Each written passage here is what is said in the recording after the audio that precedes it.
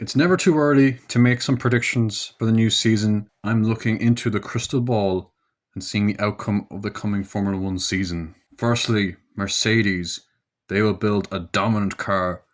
They'll be more than a second a lap quicker than the rest of the field as their engine destroys the opposition. George Russell wins most of the races, with Kimi Antonelli usually second. Mercedes want to sign Max Verstappen for the next season, and George Russell is the one that is possibly being replaced. Even though he is the number one driver, Toto Wolff feels that Russell's age is a problem for Mercedes. He's not a long-term prospect like Kimi Antonelli. He also feels that anyone not named Max or Lewis isn't up to the challenge of being number one driver. This causes friction with Russell, and soon his season starts to go wrong, and challenges for the World Championship come from other teams, one of them being Red Bull Racing, who have a really poor start to the season. Max Verstappen struggles to even score points at some races, and Isaac Hadjar is nowhere, as once again Red Bull have their second seat problem.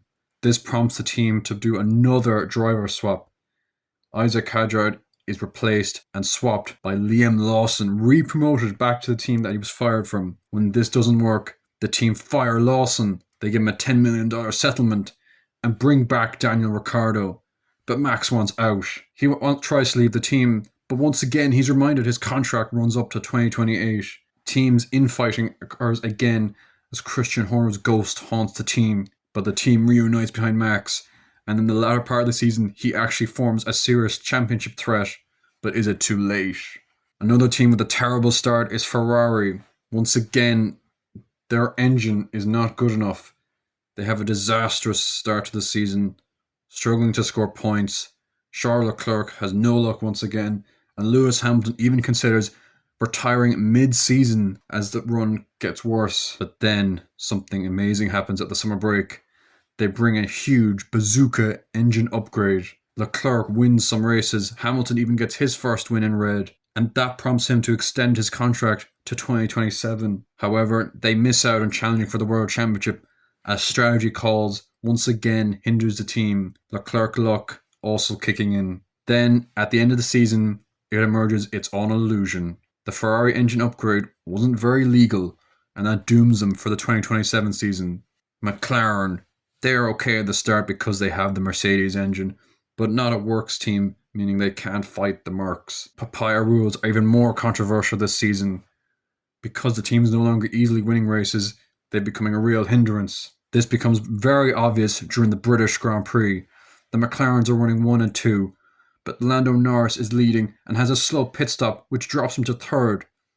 Oscar Piastri is set for the win, but Papaya rules dictate he must give back the position to Norris and give away the race win that McLaren should have. Amazingly, he follows through. This shows once again McLaren can't be a serious title threat if they're going to mess around with these Papaya rules. Speaking of messing around with their drivers, Aston Martin have built a strong car, but their driver lineup is hindering them. One of their drivers is turning 45, and the other one is Lance Stroll. Adrian Newey wants to sign Max Verstappen for the next season, but he's not convinced. This prompts them to keep Lance Stroll and Fernando Alonso once again somehow for 2027. Stroll lingers Q1 exits after Q1 exits, and that prompts the team to do absolutely nothing. And speaking of a team going nowhere, Alpine, they build the slowest car at the start of the season.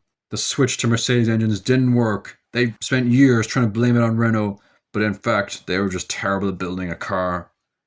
Flavio Briatore gets sacked, 50th Alpine boss to get sacked in 5 years. And who do they replace him with? Well, Christian Horner is a big name coming up. The team are hopeful of signing him, but instead they bring back Otmar Zafnauer. Once again, another team principal returning. This prompts outcry. Alpine investors demand returns. They need money, so they do something drastic. Franco Colapinto's flaming performances sees him sacked, and they need an even more ridiculous pay driver. I mean, so ridiculous. That's right. They bring back Nikita Mazepin.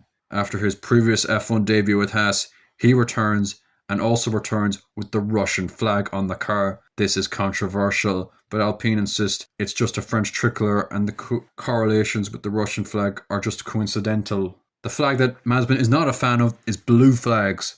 Putting the worst F1 driver in the last 10 and 15 years in the slowest car on the grid sees him lapped constantly, prompting outcry from the rest of the field as they get hindered constantly with the blue flags. However, this strategy soon starts to work. Firstly, they hinder Oscar Piastri, getting revenge on him for not signing for Alpine, but it also increases sponsorship. Instead of flailing at the back and having no camera time, by having this blue flag bomb coming towards each of the front runners, it gives the Alpine car more TV time, which prompts more sponsorship. The bizarre strategy works from a business point of view. Now, obviously, these weren't very serious predictions, but it would be absolutely hilarious if any of them actually came true.